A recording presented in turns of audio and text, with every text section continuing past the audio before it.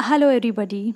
In today's lecture, we are going to start the next point from your second lesson of Science and Technology Part 2, and our point is cell division and essential life process. Before going towards the main part, some questions are given in your textbook, that is in Can You Tell? First question, what happens to the cells of injured tissue? Question विचारला आहे, तुम्हाला एखादी जखम झाली तर त्याच्यामध्ये ज्या cells असतात त्या सेल्सबरोबर काय होतं पहा. The cells of the injured tissue starts dividing and increase in numbers to repair and heal the injured tissue. काय होतं, तुम्हाला जर एखादी जखम झाली असेल तर ती थोड्या दिवसानं आपोआप भरून निघते. का तर आपल्या शरीरामध्ये ज्या सेल्स आहेत त्या सेल्सचं कंटिन्युअसली सेल डिव्हिजन होत राहतं आणि त्याच्यामुळं आपल्या ज्या हिल्स असतात त्या रिपेअर होतात. Next question is whether new cells are formed during healing of wound.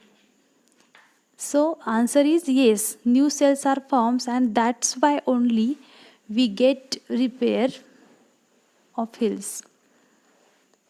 So as new cells are formed during healing of wound. Third question, do the plants get injured when do we pluck the flowers and how are those wounds healed? So the answer is plants are injured when we pluck flowers. जेव्हा आपण एखाद्या झाडाची फुलं तोडतो तेव्हा त्याला जखम होते का, तर हो, आन्सर आहे yes. See, meristematic tissues present in plants gives rise to new cells at the site of injury and help plants to heal their wounds.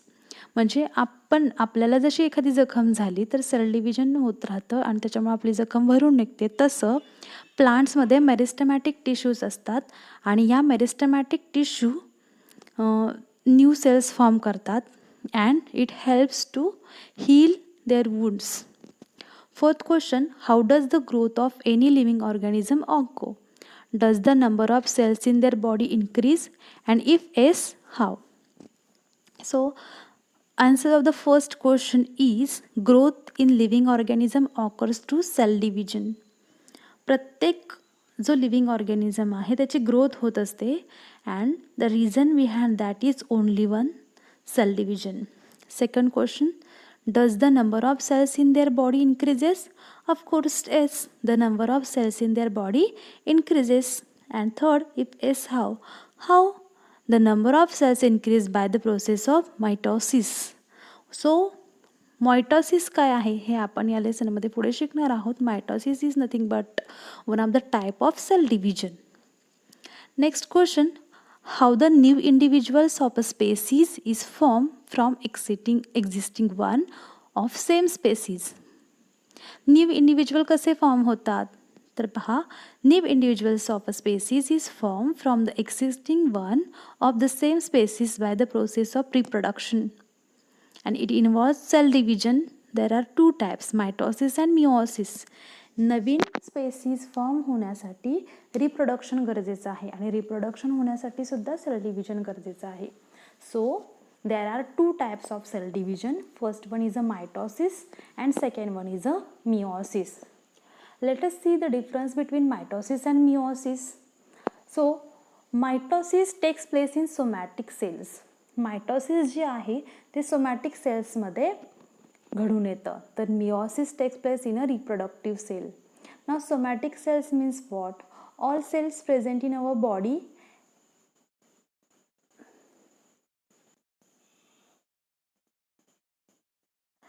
mitosis involves one cell division while meiosis involves two successive cell division. Then third difference is mitosis produces two daughter cells while meiosis produces four daughter cells. Now what is meant by daughter cell? That part we will discuss later. Then fourth difference, daughter cells produces in this are diploid. Diploid means two sets of chromosomes are there. So daughter cells produced in case of mitosis are diploid, that is they produces two sets of chromosomes, while in case of meiosis daughter cells produce are haploid, that is they produces one set of chromosome.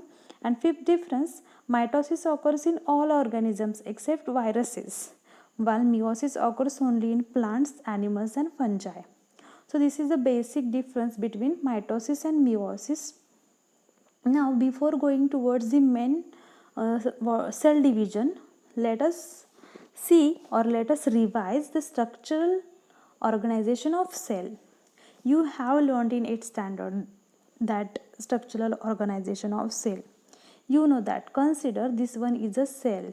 Okay, this is a cell. This one is a cell membrane or cell wall, right? In cell, there is a fluid present, that is nothing but the cytoplasm. Now in cell, in center there is a nucleus. This one is the nucleus. Nucleus is also having a nuclear membrane.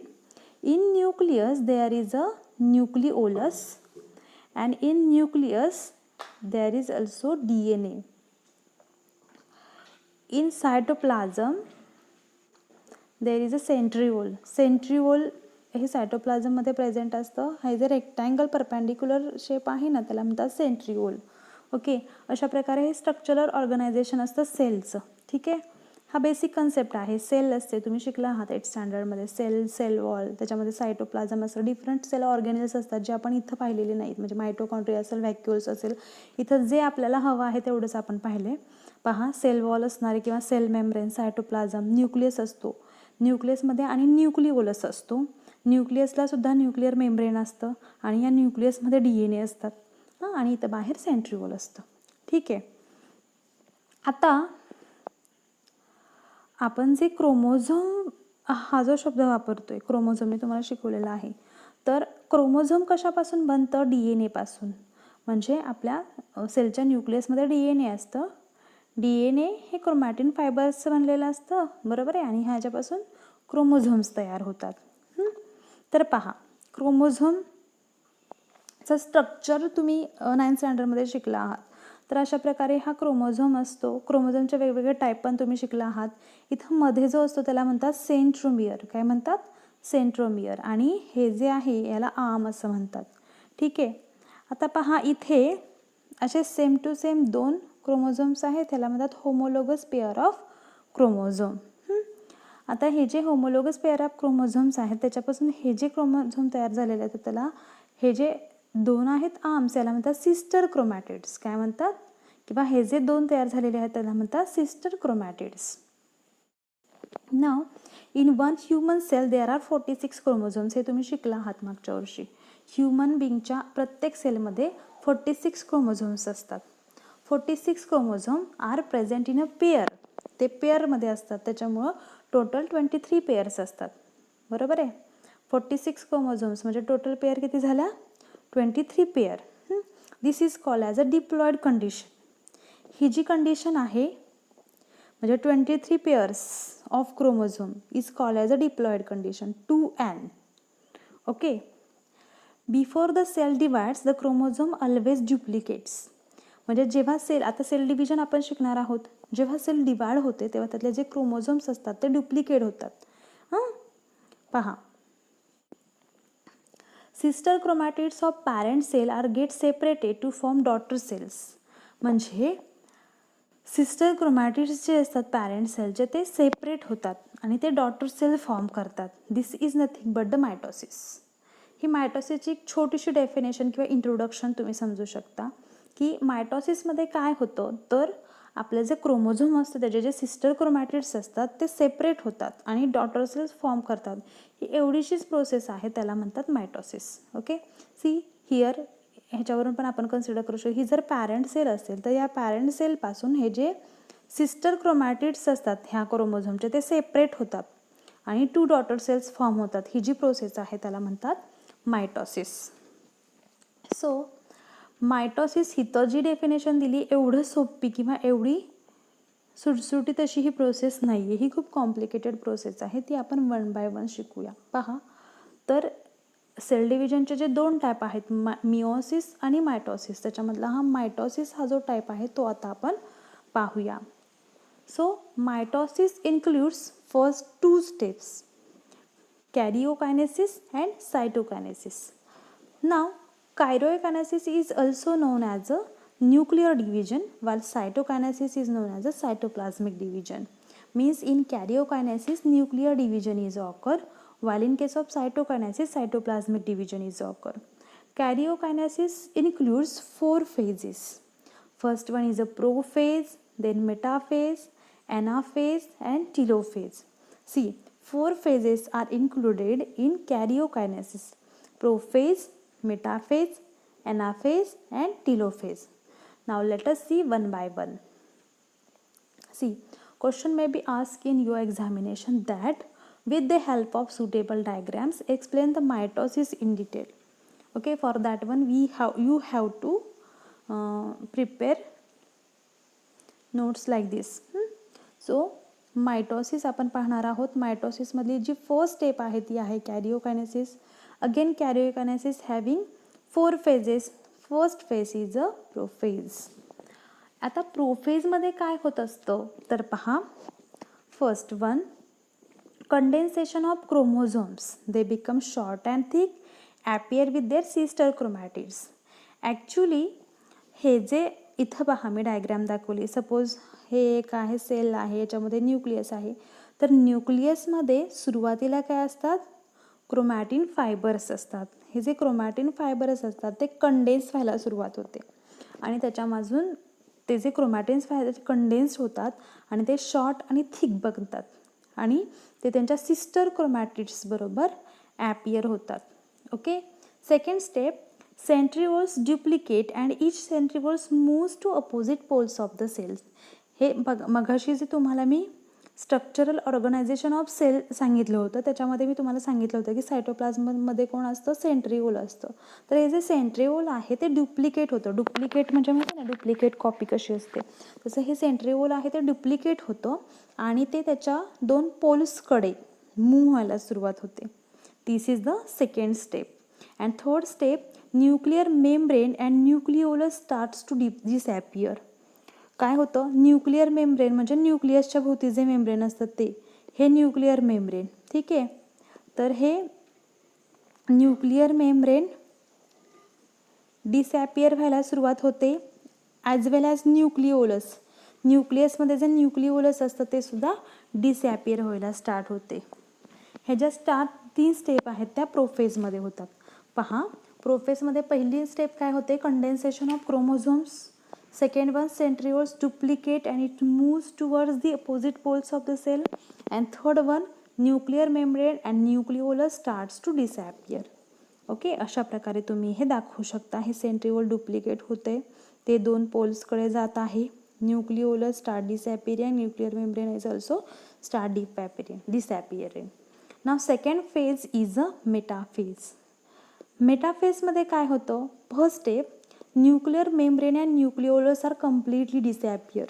म्हणजे या स्टेपमध्ये आपल्या जे nucleolus आणि nuclear membrane जे डिसॅपियर व्हायला सुरुवात झाली होती ते मेटाफेजमध्ये पूर्णपणे डिसॅपियर होतं, म्हणजे पूर्णपणे निघून जातं. ठीक आहे. पहा, इथं जर तुम्ही पाहिलं तर ह्याच्यामध्ये न्यूक्लिओलस किंवा न्यूक्लिअर मेम्ब्रेन तुम्हाला दिसत नाही आहे. त्यानंतर second step, chromosomes complete their condensation. क्रोमोझोम्सचं जे कंडेन्सेशन स्टार्ट झालं होतं ते कंप्लीट होतं. Then third step, all chromosomes are arrange parallel to equatorial plane of the cell. आता इक्विटोरियल प्लेन म्हणजे काय तर पहा, इथं आपण एक प्लेन घेतले. हे सपोज हे जर इक्विटोरियल प्लेन असेल तर या इक्विटोरियल प्लेनला हे जे सगळे क्रोमोझोम्स आहेत ते अरेंज होतात. इथं बघा या डायग्राममध्ये दाखवलेलं आहे. इथं सगळे क्रोमोझोम्स इक्विटोरियल प्लेनला असे अरेंज झालेले आहेत. हे पहा. आणि fourth step, spindle fibres are form between centromere of each chromosome and both सेंट्रिओलस.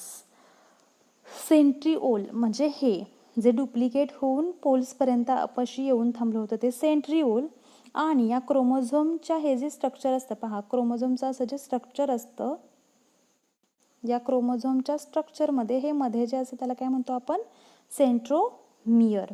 तर सेंट्रिओल आणि सेंट्रोमियर या दोघांच्या मध्ये स्पिंडल फायबर्स तयार होतात. फायबर लाईक स्ट्रक्चर तयार होतं. इथं बघा दिसते डायग्राममध्ये. ही आहे आपली fourth step. Spindle fibres are form between centromere and centrioles. Okay. So this all are included in metaphase. मेटाफेजमध्ये काय होतं, पहिल्यांदा न्यूक्लिअर मेम्ब्रेन आणि न्यूक्लिओलस कम्प्लिटली डिसॅपियर होतं. Chromosome complete their condensation complete होतं, क्रोमोझोम तयार होतो.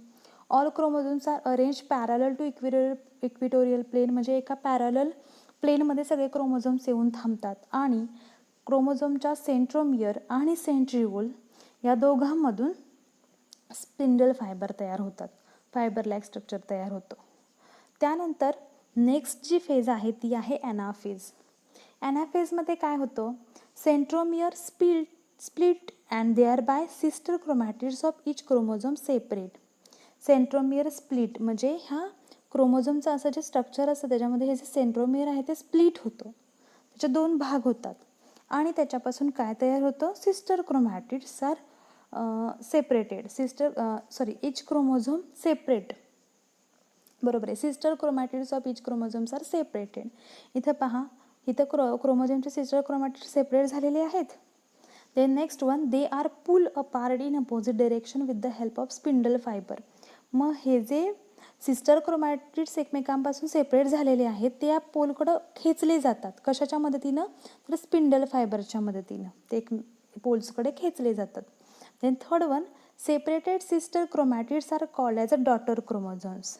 मग हे जे सेपरेट झालेले सिस्टर क्रोमॅटिड्स आहेत ना त्यांना डॉटर क्रोमोझोम्स असं म्हणतात. Chromosomes being pulled appear like bunch of bananas. मग हे क्रोमोझोम्स हे बघा, हे जे सिस्टर क्रोमॅटिड्स आहेत ते इथंपर्यंत पोहोचले का, असे इथं पोचतात, हे पण इकडे पोचतात आणि ते बंच ऑफ बनानाज सारखे दिसू लागतात. ठीक आहे. So these all steps are included in case of anaphase. ॲनाफेजमध्ये काय होतं, पहिली गोष्ट सेंट्रोमियर स्प्लिट, स्पिंडल फायबर तयार झालेले असतात जे त्या सेंट्रोमियरला खेचत असतात सेंट्रिओलकडे, त्याच्यामुळं ते सेंट्रोमियर जे आहेत ते स्प्लिट होतो आणि ते पोल्सकडे खेचलं जातं, पुल केलं जातं. त्याच्यानंतर जे सेपरेटेड सिस्टर क्रोमॅटिड्स आहेत त्यांना डॉटर क्रोमोझोम्स म्हणतात. ठीक आहे. आता जी नेक्स्ट फेज आहे ती आहे telophase. Telophase is also non as a reconstruction. Now you know what is mean by reconstruction. Reconstruction म्हणजे परत तयार होणे, बरोबर आहे. म्हणजे टिलोफेजमध्ये परत रिकन्स्ट्रक्शन होतं. कशाचं रिकन्स्ट्रक्शन होतं, ज्या सेलचं डिव्हिजन झालंय, आपण आतापर्यंत बघितलं सेल डिव्हिजन कसं झालं त्याचं परत रिकन्स्ट्रक्शन होतं टिलोफेजमध्ये. तर पहा, telophase includes first step, the chromosomes now starts to decondense and again become thread like and thin and invisible.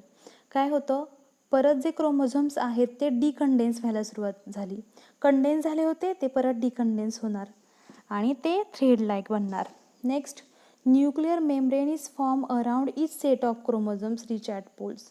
हे क्रोमोझोम्स इथं जे पोचलेले आहेत त्याच्याभोवती काय तयार झालं, न्यूक्लिअर मेम्ब्रेन तयार झालं. Thus 2 daughter nuclear form in the cell आणि अशा प्रकारे 2 डॉटर न्यूक्लियर सेलमध्ये फॉर्म होतात. Nucleolus also appear in each daughter nucleus. पहा, टिलोफेजमध्ये पहिल्यांदा काय होणार, क्रोमोझोम्स आर डिकंडेन्स, म्हणजे हे जे क्रोमोझोम्स इथं पोल्सपाशी पोचलेले आहेत ते इथं डिकंडेन्स व्हायला सुरुवात होते. हे बघा अशा प्रकारे डिकंडेन्स होतात. त्यानंतर त्या ज्या क्रोमोझोम्स आहेत त्यांच्याभोवती न्यूक्लिअर मेम्ब्रेन, हे बघा अशा प्रकारे न्यूक्लिअर मेम्ब्रेन तयार व्हायला सुरुवात होते. त्यानंतर ह्या सेपरेट जे डॉटर न्यूक्लियर फॉर्म झालेली आहेत त्यांच्यामध्ये न्यूक्लिओलस, इथं बघा न्यूक्लिओलस ॲपियर झालेला आहे. म्हणजे पहिल्या स्टेपमध्ये ज्या गोष्टी इथं बघा प्रोफेजमध्ये ज्या गोष्टी डिसॲपियर झाल्यात त्या परत इथं मेटाफेजमध्ये टिलोफेजमध्ये ॲपियर व्हायला सुरुवात होते.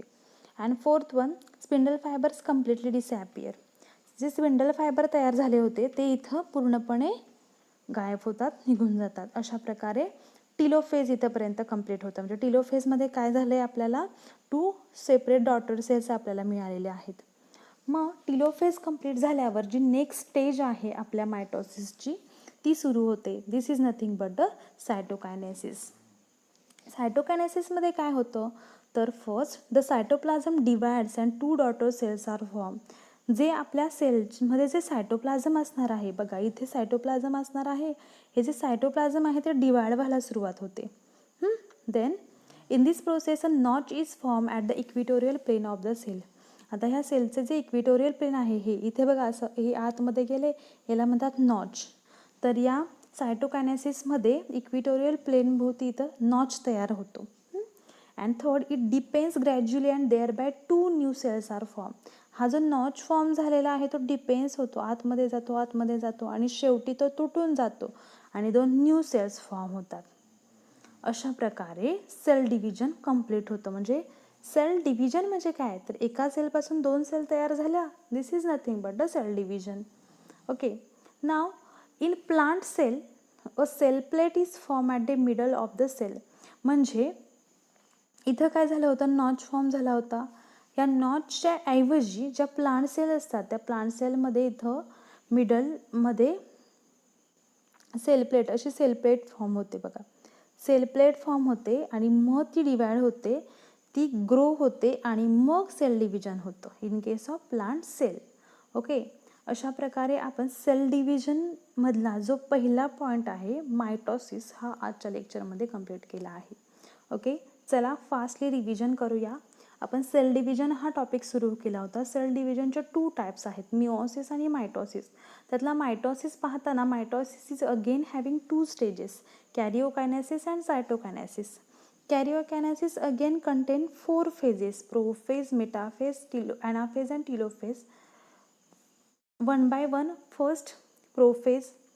प्रोफेजमध्ये आपण सांगितलं condensation of chromosome, then centrioles duplicate and it moves towards opposite poles and nuclear membrane and nucleolus start disappearing. Then second one, in case of metaphase, nuclear membrane and nucleus are completely disappear. Chromosomes complete their condensation. All chromosomes are arranged in parallel equatorial plane and spindle fibers are formed between centromere and centrioles. Then in anaphase, centromere split, हे जे centromere आहे ते split होतं आणि ते separate होतं. त्यांना एका अपोजिट डायरेक्शनला पुल केलं जातं with the help of spindle fibres and thus daughter chromosomes are form. Then fourth one is a telophase. टिलोफेजला रिकन्स्ट्रक्शन असं सुद्धा म्हणतात. म्हणजे आपल्या मेटाफेजमध्ये जे काही गॅप झालेलं आहे ते सगळं इथं येतं.